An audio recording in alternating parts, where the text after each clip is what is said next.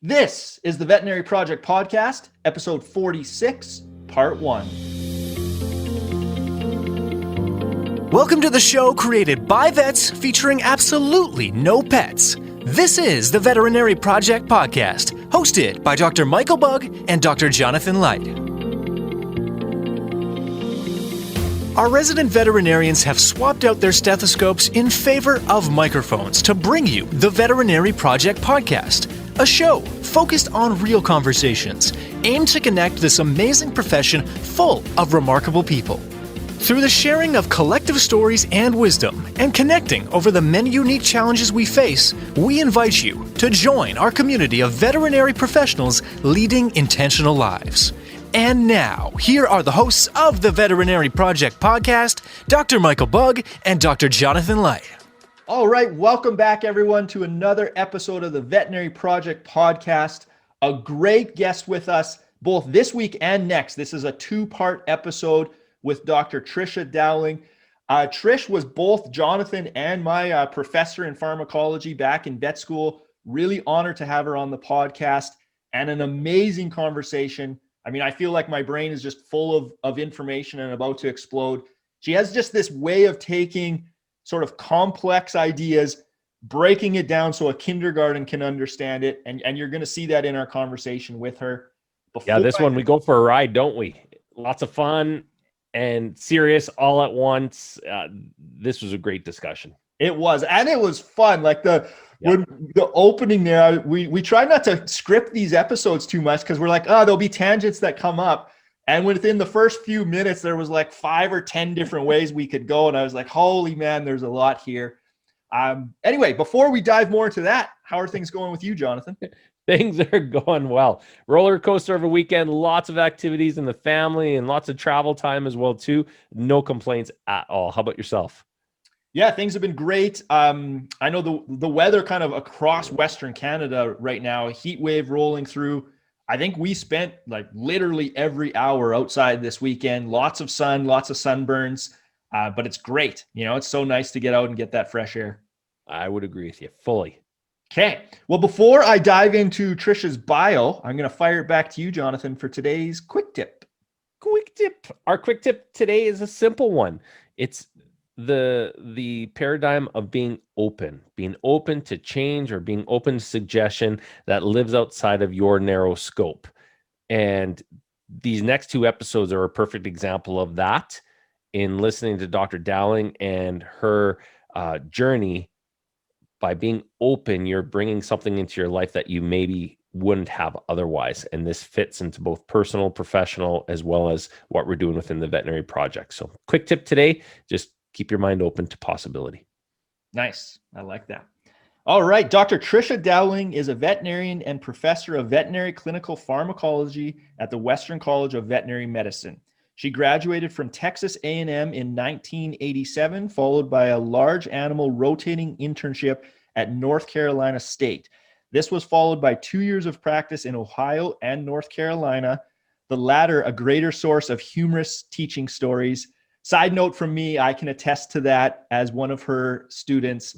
We would always hear about the adventures in North Carolina. After a large animal medicine residency and a master's at Auburn University, she became a board certified by the American College of Veterinary Internal Medicine and the American College of Veterinary Clinical Pharmacology. In 1993, she came running away to Saskatoon for a short time, but met and married a local guy who has been here ever since. Given U.S. politics, she's glad that she did. The WCVM mostly pays her to teach clinical pharmacology, but in 2010, she snuck the first mindfulness-based stress reduction course into a veterinary school curriculum for credit, all without mentioning the words yoga or meditation. She has received numerous teaching awards, including the Norden Distinguished Professor, the U of S Provost Teaching Award, and the U of S Master Teachers Award.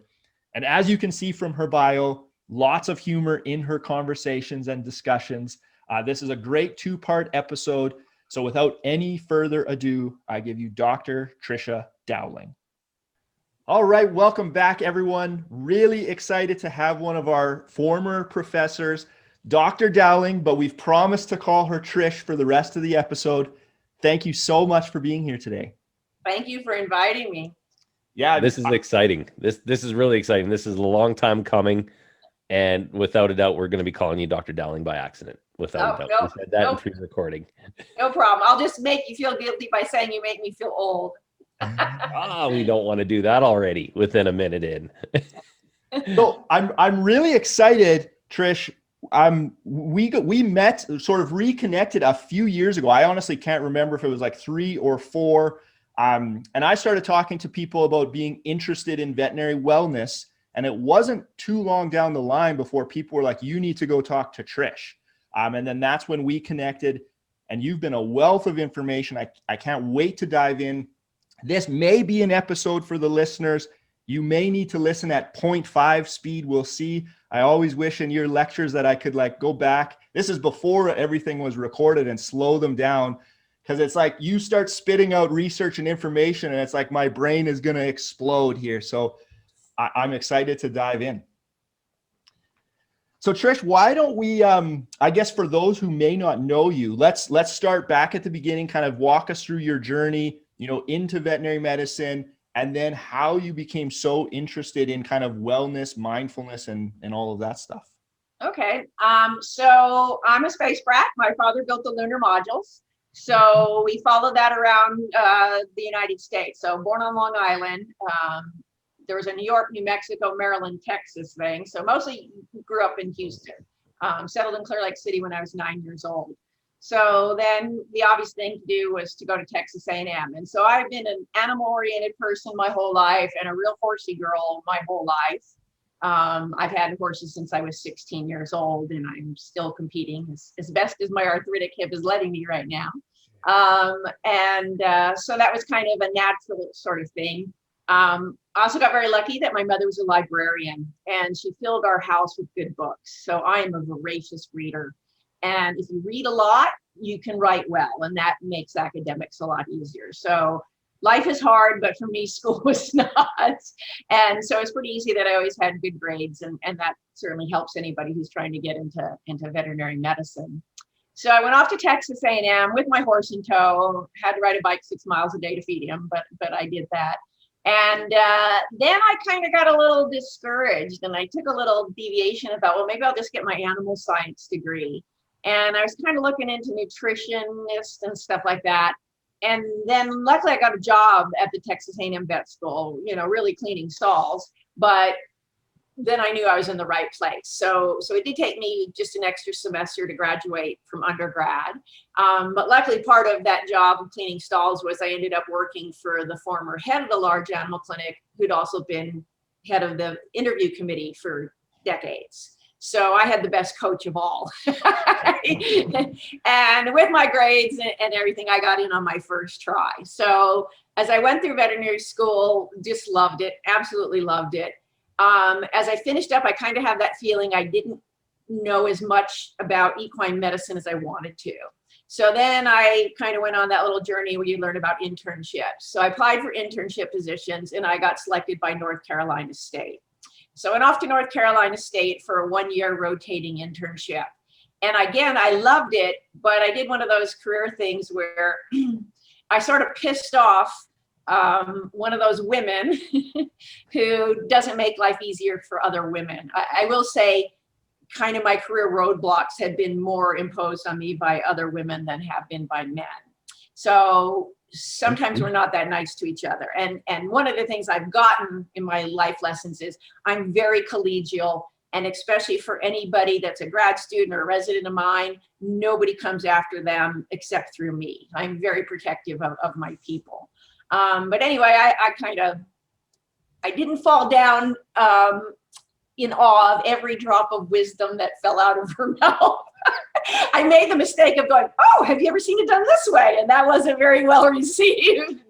Poor me. But they had a track record of kind of beating up on other interns, and eventually they got the boot. So success is definitely the best revenge. But anyway, I wanted to do a residency, and I didn't get it, probably because of that one bad review.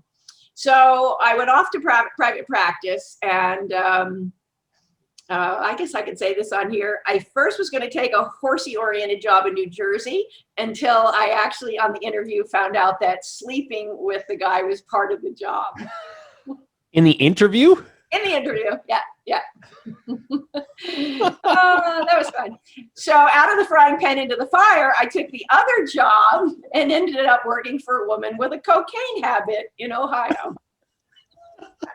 Oh man, there's so three much stories I want to go into here already. So yeah, it's bad when you sit there and people say, well, who do you work for? And I'd say her name and they'd go, oh, her.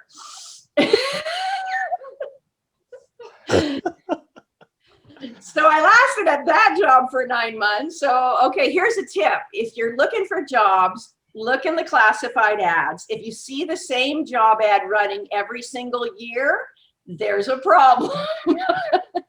and then I realized that. And I watched her basically do the same thing to other new grads and stuff over and over again. So then I went back to North Carolina and I worked for a lovely mixed animal practitioner. And it was one of those things, he graduated from the same vet school as she did. So now on the job interview, I'm really worried, like, how do I say why I left this practice? Because you don't want to poison the well, and all that kind of stuff. And, I was like, the techs will vouch for me, the receptionist will vouch for me, but, don't call her because she's going to say bad things. Anyway, so he goes, who did you work for? And I tell him, and she was a year ahead of him. He knew all about her. He was telling me stories about her blow habits during school.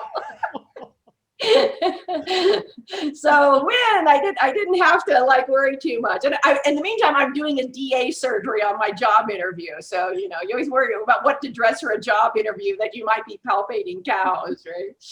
So I got that job and he was a lovely man. And I got lots of North Carolina practice stories, because eggs and vets are cheaper in the country and that sort of thing. And he loved being a jack of all trades, master of none. I did not. I wanted to be a specialist. I really wanted to do more horse stuff. And in private practice, a lot of horse stuff is very routine, floating teeth and vaccines and stuff like that. So I applied again for residencies. And then this time Auburn University picked me. So I went to Auburn. And to kind of explain Auburn University to Canadians and to your other listeners, Alabama has 2 vet schools, a white one and a black one, and they're 15 miles apart. Tuskegee and Auburn are 15 miles apart. And it's still that way today. And so there's no rules, but things kind of shake out that way. So for somebody who is open-minded like I am, my parents did not teach us to be prejudiced and that sort of thing. Alabama was a tough place for me to live. And my first marriage did not survive the residency, but I managed to eke it out. And so I did a large animal internal medicine residency. And then I also did a clinical pharmacology type residency, did my master's in Clin Pharm. So at the time, the Clin Pharm school college was just starting up. And so they let people who were doing a residency in something else sit their boards. Okay. And so it seemed to make sense, recognize the disease and then treat it appropriately. What's not to love? So that's what I did. I did a pharmacokinetic study and nasty little Shetland ponies that I'd be putting in their catheters and they'd be biting the top of my head. And, the little Shetland ponies that nobody ever claims to breed. And so we think they just kind of spontaneously mutate out of the walls of auction barns. We don't know where they come from, but that's what everybody does research on.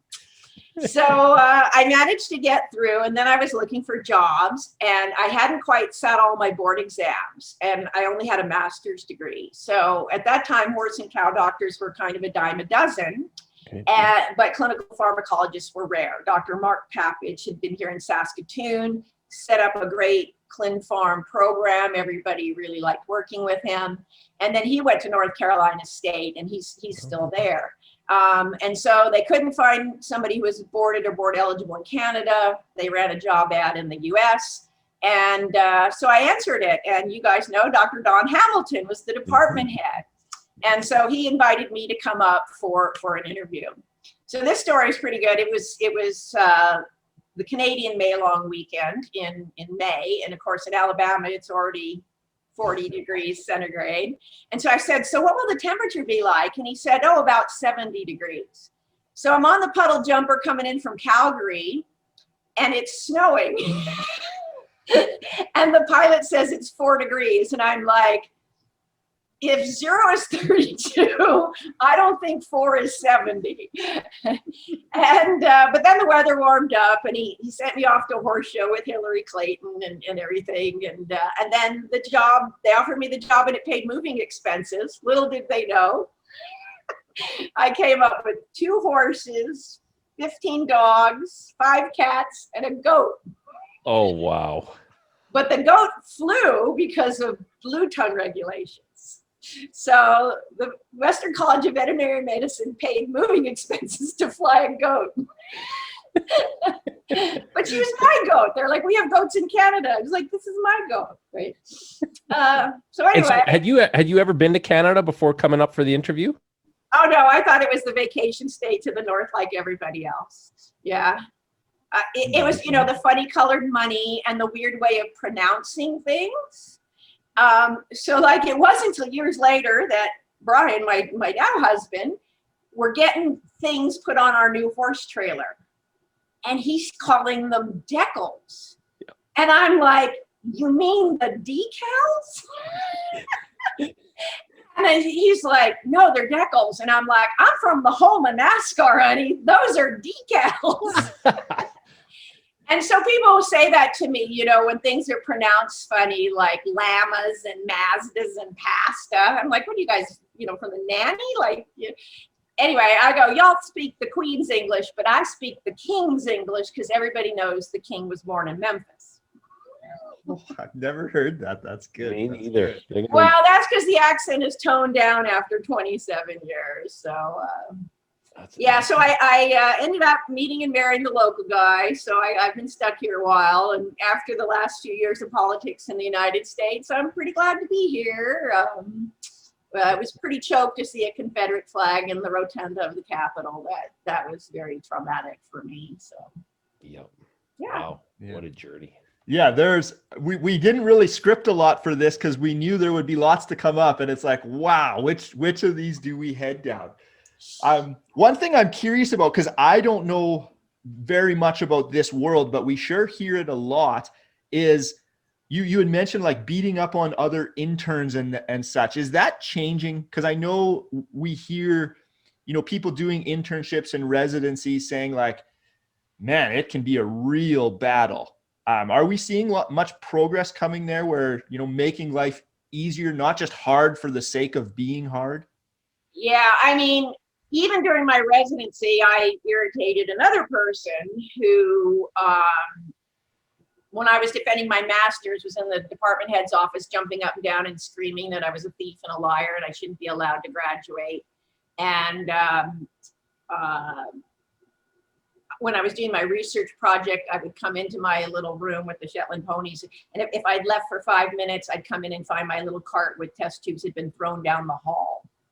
So, and those people collected semi-automatic weapons. Remember, this is the Southern US, right? So I had some physical fear even during my program, let alone some of that bullying and things like that. And in fact, that person that I irritated called up and talked to Dr. Hamilton and badmouthed me. And Dr. Hamilton tell me for years, I love that man so much. He's so protected my career here. I would throw myself under a bus for him. But he told me years later that it happened. And he just said, well, I think we'll decide for ourselves. So, I can't thank him enough for letting me make my case for myself. So that's why I said I've developed the motto that, you don't mess with my people. As I came into academia and everything, I thought, okay, I'm the new generation. We're going to change this. We're not going to be mean to each other. We're going to be collaborative. And then I saw it happen even with people younger than me coming in, bullying other people. And I thought, whoa, wait a minute, why is this not stopping? And I guess this is intergenerational trauma. So, if you walked uphill both ways to school in your pajamas in the blizzards or whatever, there's that sort of thing about, you pass that on unless you say, okay, no, we're not doing this anymore. So I was very sad. I've been very sad over the years to see some of that going on. But like I said, I think an intergenerational trauma is now known. Like we now see this, of course, in so many things going on in Canada. So I think it certainly applies to our training programs, where we take our best and our brightest and we put them through basic veterinary boot camps to do residencies and internships and things like that. I think because so much is changing that, mental health used to not be talked about. There was so much stigma, and there still is stigma, but we're now having more conversations. It's easier for people like myself who come out and talk about our own mental health issues and things like that. We are starting to pave the way. So I think it's getting better, but I don't think it's by any means fixed. I still hear far too many stories about people going through programs that are really difficult for them, for their mental health. Mm-hmm. Are those programs? So just following up on that one, just from a different vantage, is bullying and/or this intergenerational trauma and/or education spoken about, talked about, trained at the faculty level? I certainly wasn't trained at the faculty level, but there's seismic shifts going on. I do know that Lynn Sandmeyer, who helps me teach the mindfulness class, one of our veterinary ophthalmologists, she has a series, and I'm not sure how she did it with COVID, and I'm on sabbatical, but she has a series of I'll call it seminars for the incoming house officers. And it covers a lot of things like, how to submit a request to PDS, but there are also sections on mindfulness and things like that. Okay. So that's why I said there are some seismic shifts. Other than that, it's mostly been what we call in academia the hidden curriculum, where you model what you see other people do. And so that may be, how do you deal with a medical error?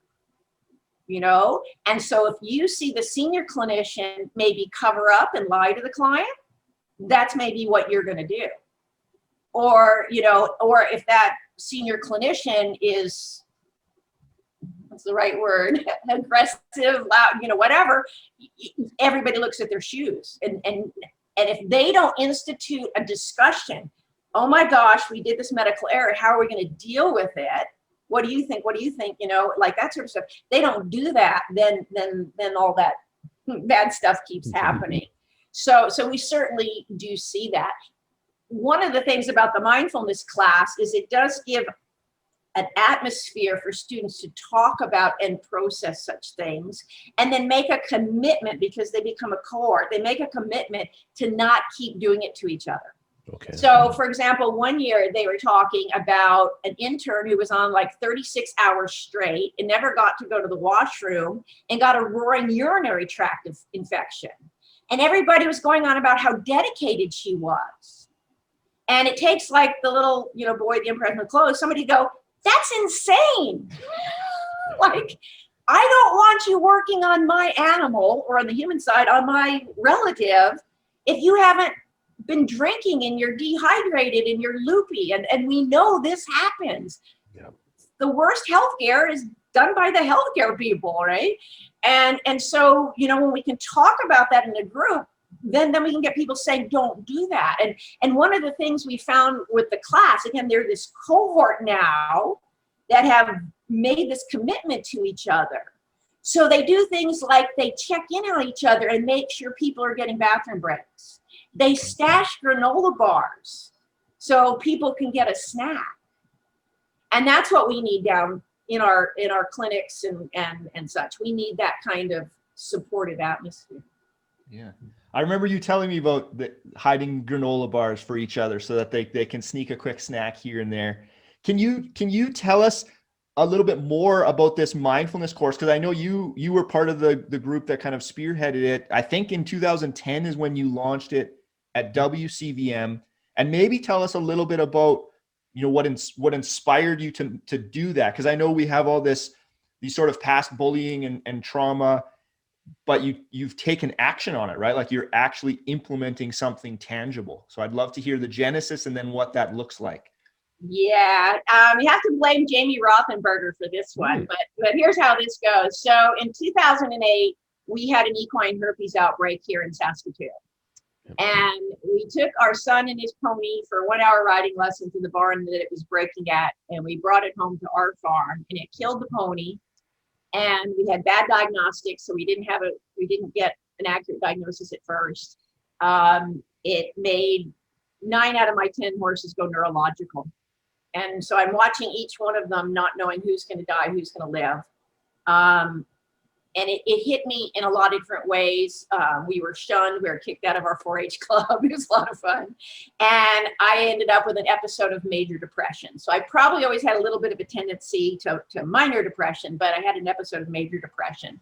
And so I was seeing a good therapist, and I got on some medications, which I hated. I had lots of adverse effects. The pharmacologist doesn't like drugs. And the therapist I was working with was doing cognitive behavioral therapy. So here's how cognitive behavioral therapy works. You're supposed to notice your thoughts. So this is my little parlor tricks. You go to a party and 9 people say nice things about you and 1 person says something mean to you. When you go home that night, what do you think about?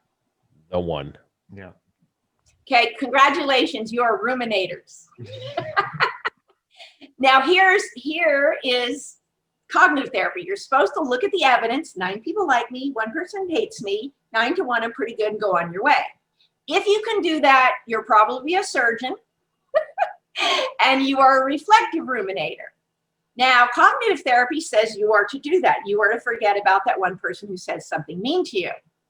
I think about that person harder.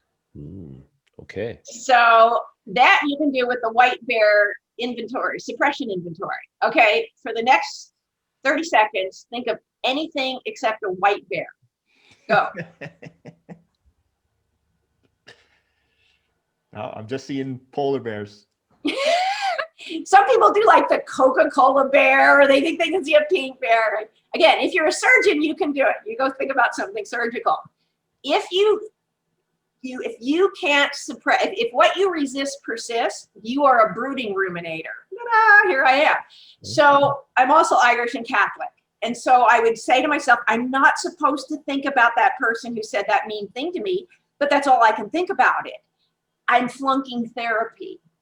And so cognitive therapy was not working for me. I was thinking about stuff harder. And that's, I came into work and said to my grad students, I can't do this, I'm flunking therapy. So I was very desperate because this was not very helpful to me. And cognitive therapy for depression works for lots of people. Don't get me wrong, very validated therapy was not working for me. And weirdly enough, this is a kind of long story, I found a book and it led me to another book. And that book was The Mindful Way Through Depression by Jon Kabat-Zinn and 3 psychologists, one of them who's in Toronto. And here's how it works with mindfulness-based cognitive therapy for depression. 9 people like me, 1 person hates me, I'm going to focus on my toes. There's no, don't think about that person. They're simply taking your mind and putting it someplace else. And then you kind of leave it there for a while. When you come back, that whole thought process of thinking about that person is like, it's kind of like gone away. It just goes away. And if it hasn't, you go back to thinking about your toes. I like that. So it's very gentle. It's very different than anything we do in vet med. There's no striving. Like striving is the antithesis. You know, I want to get better. It just keeps moving, right? Don't think about that. It keeps moving. This is just, it's so paradoxical. You do nothing and everything changes. Like, how weird is that? So, and is it everything, again, as a naive person, it's interesting because this Dr. John, it's his 2nd podcast in a row, his name's come up now. When you're talking about everything disappears, is it because the conversation that you are having around this negative person or this negative interaction, that conversation within your head has changed because you've been looking at your toes? Tell me a little bit more about that. Okay, so here's the process at it. What we're doing is we're trying to reconnect the mind and the body, because we've done this for a couple hundred years where we've had the mind disappear over the body. Yeah, tell the GI tract that, because we know there's more neurons in your gut than your brain, and your gut can function without you, right? So some of the beauty of this is these practices have been around for thousands of years. John Kabat-Zinn took them and desecularized them and made them very palatable for the medical community. Yay, John. I've done a lot of trainings with John and Saki Santarelli, very great people. But what's really cool is because they got the medical community interested, they started throwing the power of science at it. And so now we have scientific methods to be able to prove what has been working for thousands of years. And this is where it's really, really cool. Mm-hmm. So one of the first practices we get people doing in a mindfulness course is exactly that. It's something called the body scan, where you take your mind and you pay attention to physical sensations, starting with your toes and then systematically working through your body. And you're just to notice, right? So if I tell you guys right now, notice the toes of your left foot and just anything you can feel there. Warmth, coolness, contact between the toes, distinguishing the big toe from the next toe, anything like that. Okay, how much detail can you notice in your toes? Much? Or are they things in your shoes?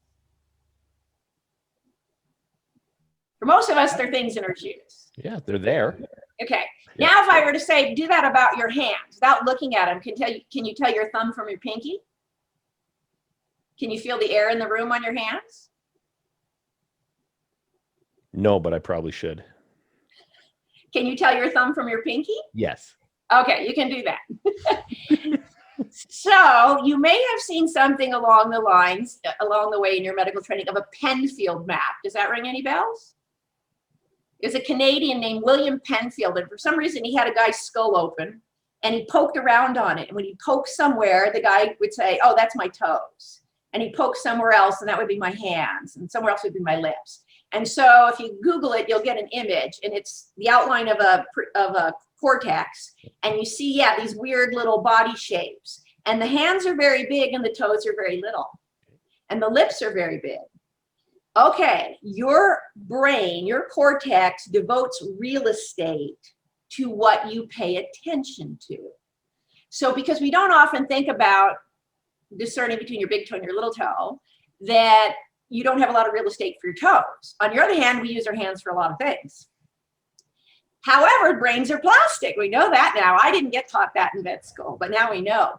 So if you were to get your hands cut off in a farming accident, and then you became one of those people who type with your toes, and we did your Penfield map, the hands would shrink, the toes would grow.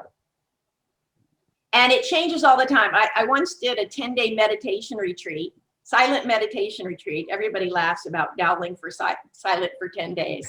It was actually hunger. They only fed you breakfast and lunch. That was hunger was more important. But anyway, the first 3 days, you sit there and you focus on the sensation of the air coming out of your nostrils on your upper lip. 3 days on your upper lip. To this day, I can exquisitely feel air on my upper lip. I have changed my Penfield map. And I also, as I sat there, I noticed more air moves in through my left nostril than my right nostril. Not that I've had a deviated septum, I could just sense that, which was confirmed when I had to have an endoscope stuffed up my nose. Do not try to put it up my right side, it won't go and I will kick you in the face. I actually do have a larger passage on the left side, and I will never scope a horse and not feel bad again, guys. That hurts. That hurts. So anyway, that's what you're doing. You're changing your Penfield's maps. Okay, so how does this work to get me out of depression? Well, this is the work of a brilliant neurophysiologist named Catherine Kerr, and she put people in functional MRI. So that's who I'm quoting here is Catherine Kerr. So what turns out is you have two main networks in your cortex. You have the lateral prefrontal cortex, and that's where you pay attention to body sensations. The medial prefrontal cortex is your self-referential stuff. So when we say, or I say I'm a brooding ruminator, that means I like to spend a lot of time there. And this is usually how it would work for me. I said hi to Mike. He didn't say hi back. I wonder if he's mad at me. I wonder if he doesn't like me. No one likes me. No one will ever love me. I will die alone. Sound familiar? I can do that for hours and hours and just the story elaborates out. The thought process elaborates out. The Buddhists have a word for it called propencha, for mind proliferation. That's exactly what I do, right? So I can spend endless amount of time in there and it's not going to make me feel very good, right? And physically it manifests that if I'm in that medial prefrontal cortex ruminating on never being loved, I'm going to start dropping my shoulders. My head is going to come down. If I walk, you're not going to see a lot of vertical displacement. This is how they prove this stuff. So here's how it goes though. So then the lateral prefrontal cortex is where I'm trying to pay attention to my toes. You cannot be in both networks simultaneously. So what we want to do is we want to try to move our mind deliberately to focusing on bodily sensations. This is the learning phase of it. So now about these bodily sensations, there's a gatekeeper. There's a volume knob for your body sensations. It's the thalamus. So as I'm talking, you guys are listening to me, you're kind of watching me, but you got to remember your body is being invaded with all kinds of sensory information, right? And so you, though, are not paying attention to the sensation of your butts in the chairs, right? Until I just said, Till now. Yes, I was going to say, I am now. Yeah, right. So the thalamus decides what is it that's important for you to be paying attention to. And so it wasn't important for you to pay attention to that. Or maybe with my air conditioning running, there's air currents in the room. You know, maybe there's a smell or something like that. So this way we can very cleanly focus in on what's critical important, right? Putting the IV catheter in and not being bothered by the phone ringing, that sort of thing. And so you can learn to fine tune that by these practices where you focus on toes and then bottom of the foot and then ankle and then knee, like we do this over and over and over again. In the meantime, you're not over there wondering why nobody loves you anymore. Now, this is very cool because this has implications for people with autism. So to be autistic is to not have that control over the sensory knob in the thalamus. So as you know, people that are on the spectrum, they're sensitive to light and noise and physical touch. And so these practices probably have a lot of role to play in treatments for people that have problems with sensory overload.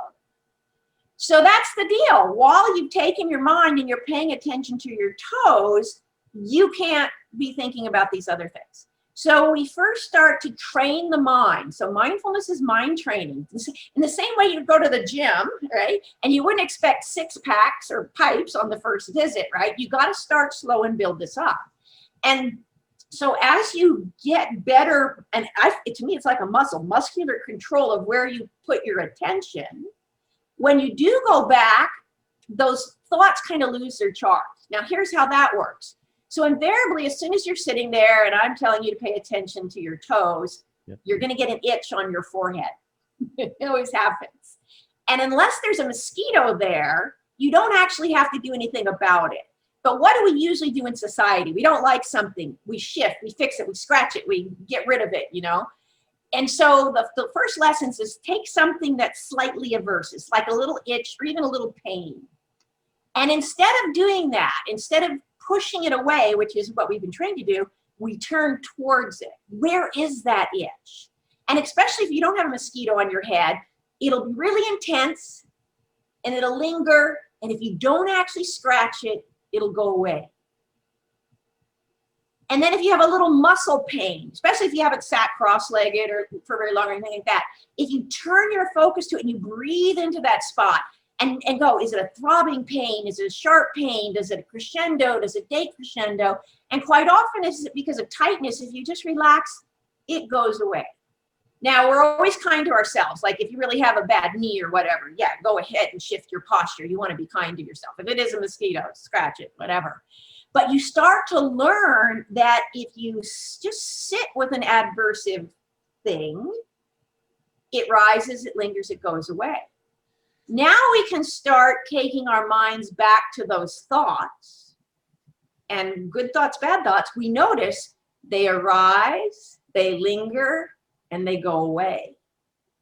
And so we can just sit with them. You know, this thought that no one will ever love me, if I just wait, somebody's going to give me a compliment, right? Think about this.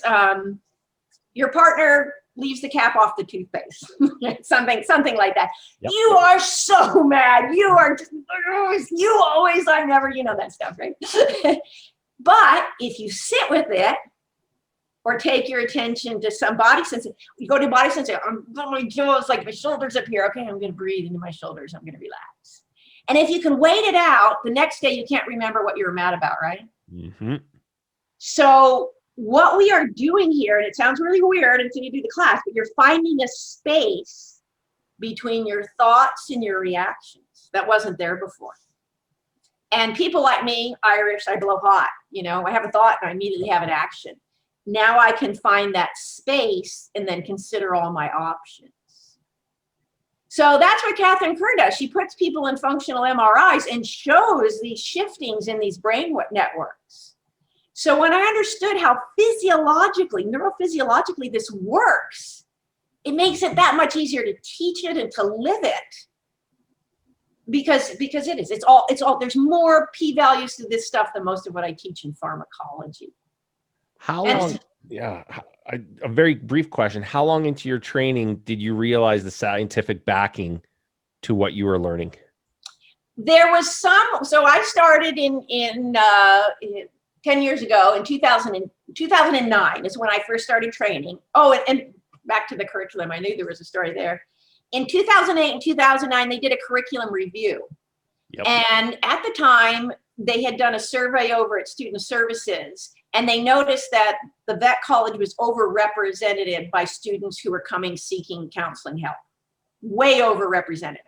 And they did kind of a survey, and they found that more than half of our students said that they were highly overwhelmed by stress on any given day. Many had untreated depression, suicide ideation, that sort of thing. So they came to the college and they said, you should do something. And they said, we're changing our curriculum, we'll do something. So that's when Wednesday afternoons off started. There, you're fixed. They have no idea what people do on Wednesday afternoons, right? I can tell you what we did with that extra time. Studied for the midterms on Thursday, right? Yeah. So that gave me my impetus. And so then they came and they presented it to the student body.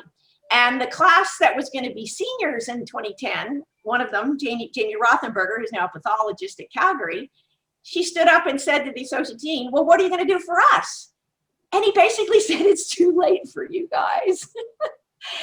And that really pissed me off. And so I thought, if our training programs hurt people, and I'm going to be a professor here, if I'm part of the problem, I could be part of the solution.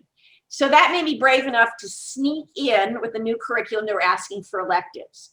So I snuck in this mindful veterinary practice elective, and in the form I filled out, the words meditation and yoga do not appear. It just talks about stress reduction and working memory capacity. You score better on exams, all the benefits that have been proven in medical and nursing students. That's where most of the literature was. And so then I snuck it in as elective. So it's because Jamie Rothenberger threw down the gauntlet at me. I had to do something to help people. So the science has been evolving all along. Catherine Kerr's work I probably discovered about 6 years ago.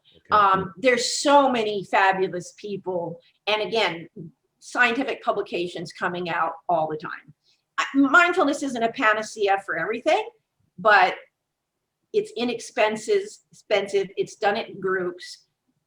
Most people do not have an adverse event from it. There are some people that should not try to go internally without professional help. So we do try to screen people and have supports and things like that. But it's a really good modality for a lot of people, and it's saved my life. I got into it because of depression, because of this herpes outbreak with horses. I had these tools when I had a child who was dealing with addictions and alcoholism. I could have spent a lot of time thinking about I was the worst mother in the world, and that would not have been helpful to my child. In this way, I was able to let that go and focus on what my child needed. Then cancer came along. There's a good place to get to have a different relationship with your body. And I am one of those people, I hate the war metaphors. I am not in a fight with my body. If I should ever succumb, I do not want to see that I lost a battle with cancer, because that would make me a loser. I don't like that. You can meditate. in the radiation machine. Good way to practice your breath and body sensation. Then I had a cyst in my spine, and then all the tragedies of COVID. So I'm so thankful. I mean, what I went through to start it was really difficult, but one of the things about major depression, if you've had an episode, it's like having a rut in your brain, like a Saskatoon street in the wintertime.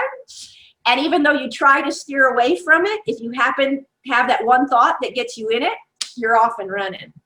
And so when I heard that I was doomed to repeat this experience, I was like, oh my God, no, anything. And I'm very happy to say that despite these really severe life challenges, I have not had another episode of major depression. So it's definitely been very useful to me. Wow. And I know, Trish, for me coming through as one of your students, I guess I can't speak for everyone, but it felt like this was how others thought was, you're as a professor, you're kind of on a pedestal, right? Like everyone's like, wow, if I can be 1/10 as knowledgeable, I'll be an okay vet, right? And so when you come out and share some of these vulnerabilities, and then how mindfulness has been so powerful for you, for people like me, it really makes me take notice, so it's just an amazing kind of journey and story, and amazing what you're doing. So for our listeners, we're going to do a little bit of a cliffhanger, I guess, because we're shooting this in a 2-part episode. You'll have to tune in next week where we pick up on this conversation. So join us, and we're going to kind of tie off on mindfulness. And then Trish is going to talk to us about why compassion does not fatigue. So tune in next week. Thank you for listening to the Veterinary Project Podcast. As a recap, on behalf of our hosts, the Veterinary Project Podcast will be releasing new episodes weekly. So be sure to tune in as we bring you more conversations aimed at helping you enjoy a life well lived. If you enjoyed what you heard on the show and you want to stay in the know, please like, love, and or subscribe to the podcast on the listening platform of your choosing, as we're available on all the usual suspects. If you know of others that may benefit from these conversations, we'd love it if you please share the show with them, as this will help us grow our community to reach more and more veterinary professionals. Speaking of which, if you are a veterinary professional and would like to get connected with more like-minded individuals who are joining us on this journey, please send an email to the veterinaryprojectpodcast@gmail.com, and we'll invite you to be a part of our private Facebook group. General feedback, requests for information, or perhaps requests to be a guest on the show can also be sent to the veterinaryprojectpodcast@gmail.com. Dr. Michael Bugg and Dr. Jonathan Light, thank you for listening to the show, and we'll catch you again next week for another episode of the Veterinary Project Podcast. Bye for now.